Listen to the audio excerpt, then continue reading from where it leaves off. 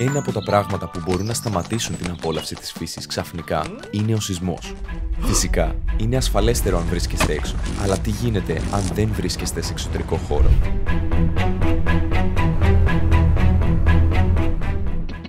Έχετε αναρωτηθεί ποτέ πώς πρέπει να αντιδράσω κατά τη διάρκεια ενός σεισμού αν είμαι στο σχολείο? Αν και η πρώτη ενστικτώδης αντίδραση είναι να τρέξετε προς την έξοδο, είναι ίσως το χειρότερο πράγμα που μπορείτε να κάνετε κατά τη διάρκεια ενός σεισμού. Αντιθέτως, τι πρέπει να κάνετε? Το πιο σημαντικό είναι να προστατεύσετε το κεφάλι σας με τα χέρια σας, να απομακρυνθείτε από εύθραυστα παράθυρα ή από τα ράφια που μπορεί να πέσουν και να βρείτε καταφύγιο κάτω από ένα θρανίο.